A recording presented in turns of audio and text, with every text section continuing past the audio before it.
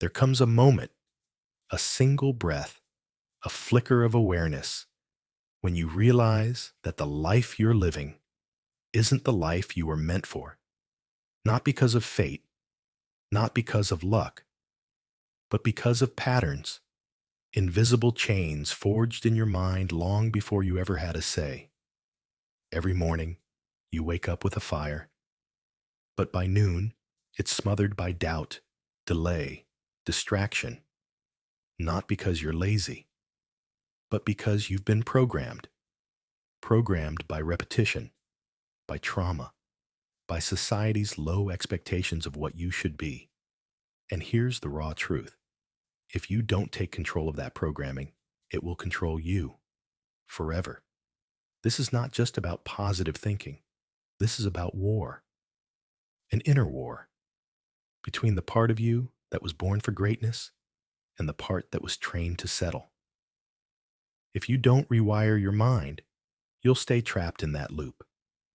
The loop of maybe someday. The loop of excuses dressed up as logic. The loop of comfort posing as safety. But here's the thing. You are not broken. Your mind is not your enemy.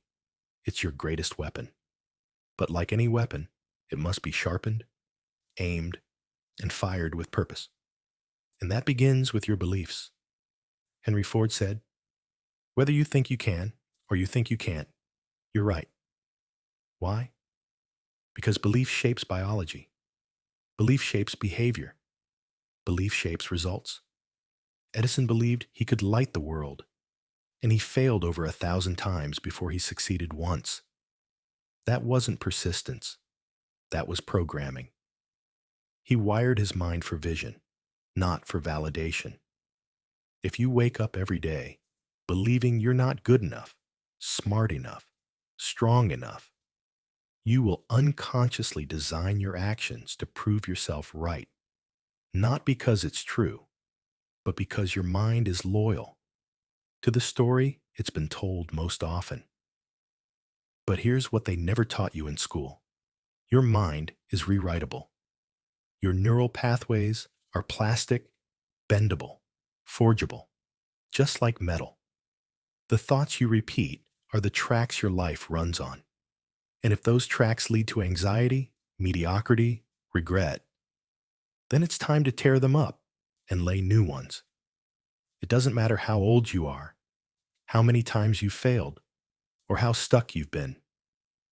You can rebuild the operating system. You can install courage where there was once fear. You can upload clarity in place of chaos. But first, you must make a decision.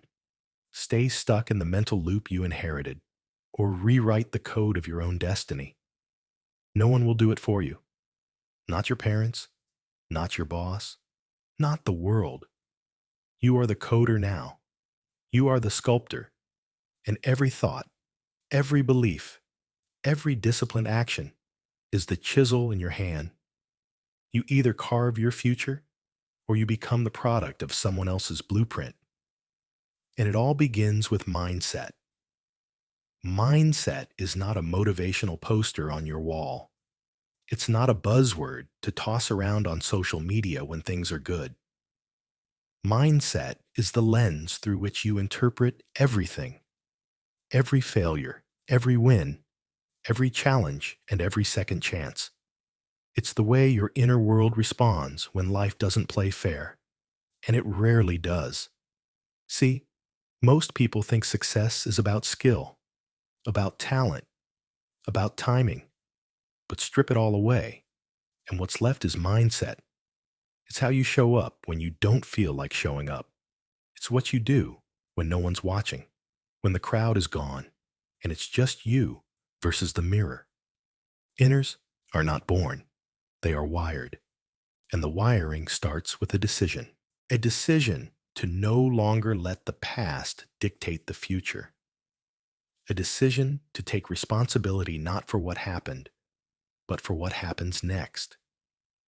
You cannot control where you started, but you damn sure can control where you go from here.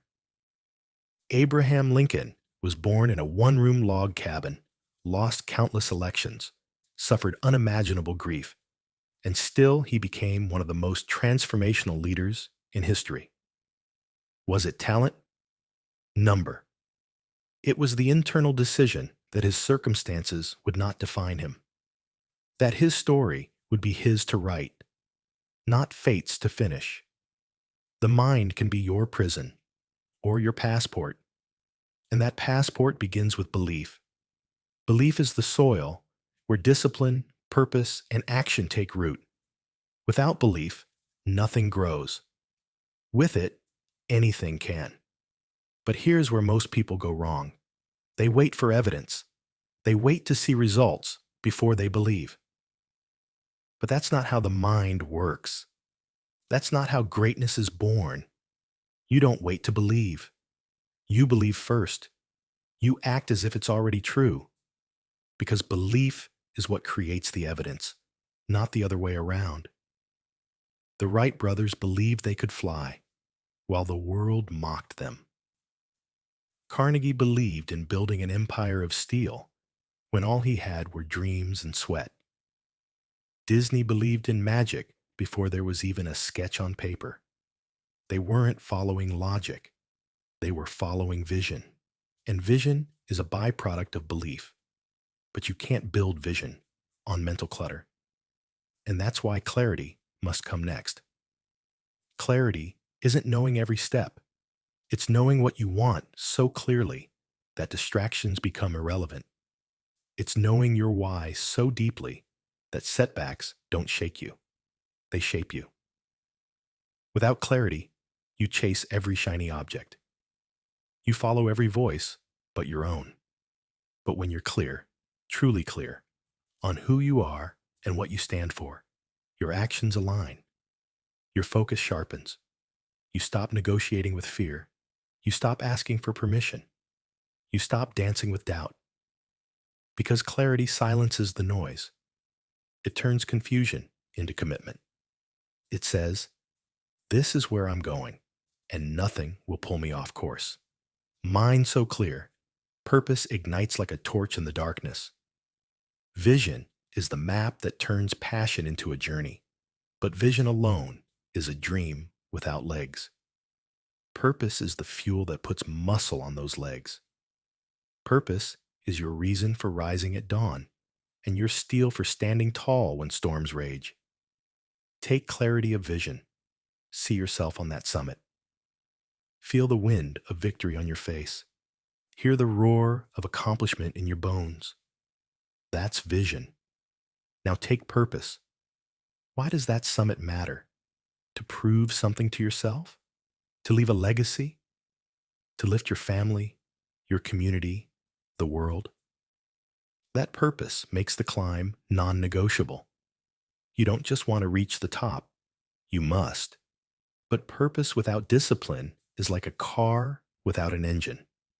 Discipline is the daily ritual, the small choices when the world isn't watching, the unglamorous grind that nobody celebrates at parties. Discipline is brushing your teeth in the dark. It's lacing up your shoes when your body begs for rest.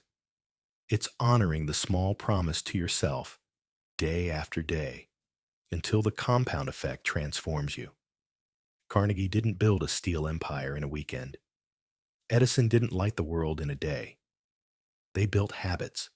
Habits became rituals. Rituals became routines. And routines created unstoppable momentum. Momentum is the secret assassin of doubt. Once you're in motion, inertia becomes your ally. Every action begets the next. Every win, no matter how small, contributes to a reservoir of confidence that money can't buy. And yet many waste that reservoir chasing shortcuts, looking for hacks, pills, magic bullets. Let me tell you something. There is no hack for consistency. There is no pill for perseverance. There is only practice, repetition, resilience in the face of boredom, frustration, failure. This is where champions are forged, in the crucible of ordinary days made extraordinary by faithful action. Now, action without adaptability is brittle. A tree without flexibility snaps in the storm. Life will throw curveballs. Markets crash. Relationships fracture. Health falters. Those are facts, not opinions. The warrior's task is to bend without breaking. Adaptability means seeing obstacles not as roadblocks, but as detours, routes to new possibilities. It's adjusting your sail when the wind shifts, not slamming the anchor and hoping the tide will turn. And as you adapt, you must learn, constantly, relentlessly. Every setback is a lesson in disguise. Failure is not a verdict. As Edison said, it's just a step in refinement. Each misstep furnishes data. What didn't work, why it didn't work, how to course correct. Learning is the currency of progress. The wisest people I know are insatiable learners. They read, they question, they experiment, they fail gloriously, then rise again with sharper tools. Yet even the most disciplined learner can burn out without gratitude. Gratitude is the oil that keeps the engine humming. It's the pause in the rush, the moment you honor how far you've come, the teachers you've had, the strength that carried you when you couldn't carry yourself. Gratitude transforms scarcity into abundance, turning "I don't have enough" into "I have more than I ever imagined." Belief, clarity, vision, purpose, discipline, adaptability, learning, gratitude. They're the pillars of the new mind you're building. They're not isolated tactics. They're an orchestra. When each instrument plays its part in harmony, the symphony moves mountains. So now, stand. Feel your spine align. Open your chest. Inhale, destiny. Exhale, doubt. The code of your mind has been rewritten. The path is lit. The world awaits your impact. You are no longer a passenger in your life. You are the pilot. The pen is in your hand, the canvas before you.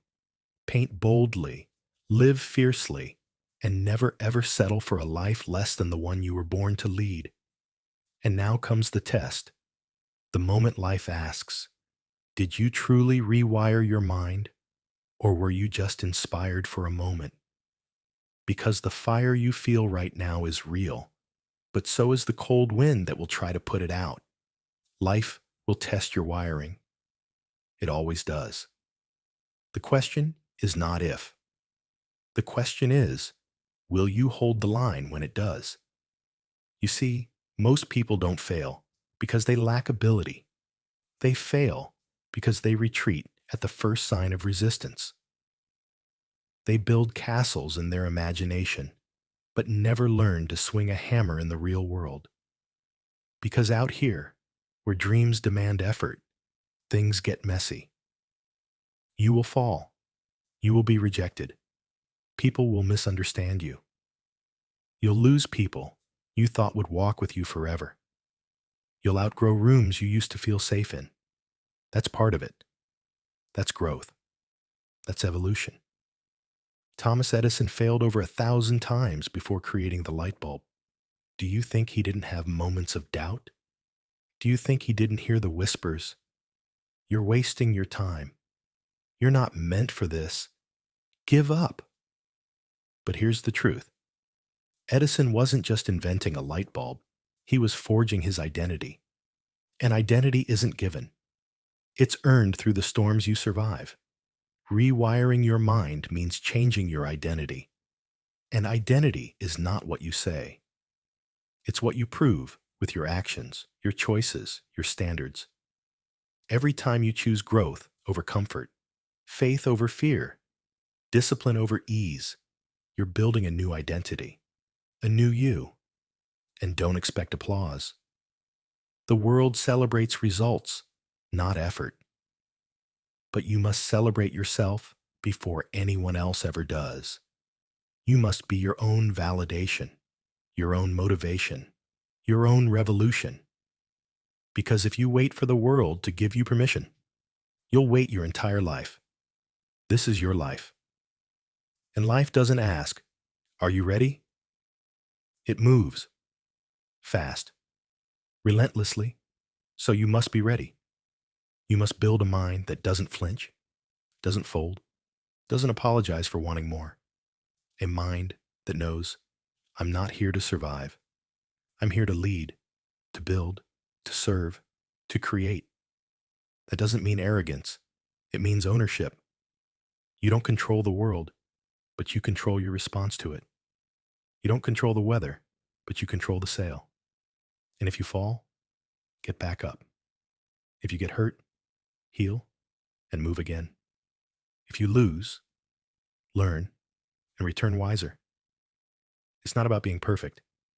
It's about being unshakable. Your life isn't shaped by the peaks. It's shaped by how you show up in the valleys, by who you become in the quiet hours, by the integrity you carry when no one sees. And when the voices come, those old, familiar lies, whispering, you'll never change, you're not enough, stay small. Don't argue with them. Don't fight them. Replace them. Replace them with truth. Replace them with belief, with clarity, with purpose, with action. Because you've rewired your mind now. And that old version of you, the one that settled, the one that hesitated, the one that doubted, it's gone. Buried in the ashes of yesterday. You've burned the bridge back. The only way now is forward. Yes, let's continue. No brakes, no slowing down. This is your climb. Forward, not later. Not when it's convenient. Now, the world belongs to those who move, not those who muse. Action is the great separator. Everyone wants transformation, but few are willing to endure the sweat that fuels it. They read the books, watch the videos, make the vision boards, but when it's time to act, to move, to bleed for a dream, they pause, they hesitate, and hesitation is the silent killer of destiny. You don't get to tiptoe into greatness. You break through walls, or you build doors where none exist. You tear the roof off your limitations. You don't whisper into your potential. You roar into it. You speak your truth, even when your voice shakes. You take that first step, even when your legs tremble. Because growth doesn't wait for comfort, and destiny does not coddle. You want more? Be more. You want better? Get stronger. You want change? Stop making excuses for staying the same. This is the law of transformation. Not everyone will understand it. Some will mock your discipline. Some will resent your evolution. But listen carefully. You are not here to be understood. You are here to become. Let the world catch up later. You don't owe it to anyone to stay small just so they feel safe. That's what staying stuck really is. Comfort in a cage. A familiar misery dressed up as safety. But don't confuse comfort with peace. One numbs you. The other frees you. Peace comes when you live aligned with your truth, not when you avoid discomfort. There is no peace in hiding. There is no fulfillment in pretending. You must step into the fire of your life, bare-chested and unapologetic. Because in the flames, the weak self burns, and the true self is revealed.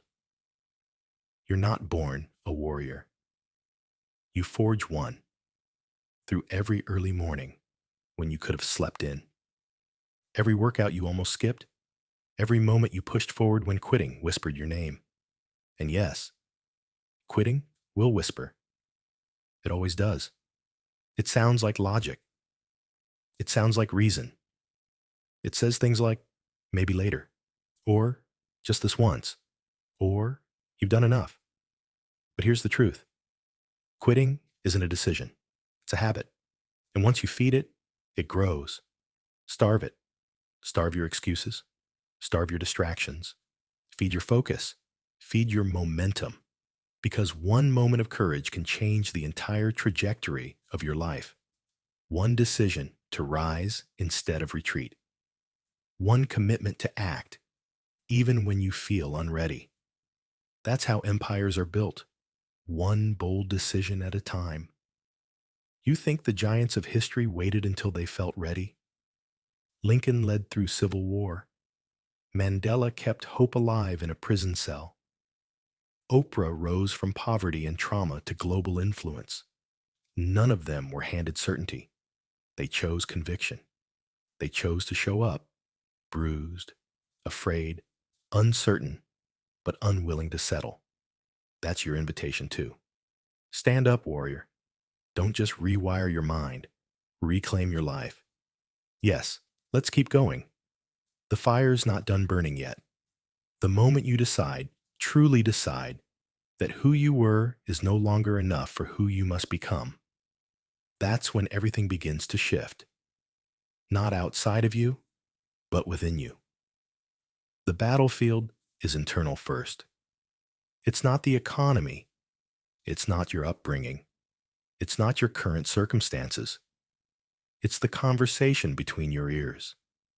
And if you don't control it, it will control you. That's why you must rewire. Because the patterns of thought you inherited were built for survival, not for greatness.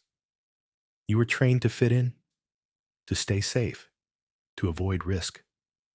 But legacy, fulfillment, mastery, those live on the other side of risk. You weren't born to be average, but you will die average if you don't break the program. And the old program is seductive. It whispers sweet lies. Take it easy. Don't stand out. Who are you to dream that big? But here's the truth. If you don't write your own script, someone else will. If you don't choose your thoughts, the world will feed you its fears, its limitations, its mediocrity. And you'll wear it like it's your own. You'll carry chains that were never meant for you. You'll call it reality. But reality bends to belief. Everything that exists today, every invention, every movement, every revolution, was once impossible. Until someone believed in it anyway. Belief is the seed, and action is the water.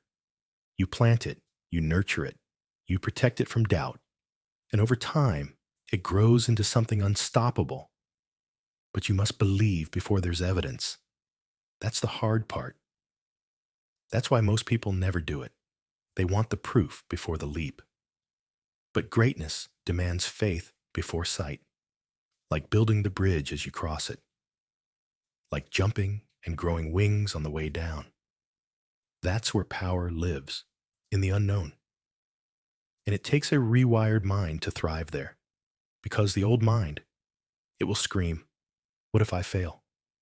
But the rewired mind answers, "What if I fly?" The old mind sees obstacles. The new mind sees challenges to conquer.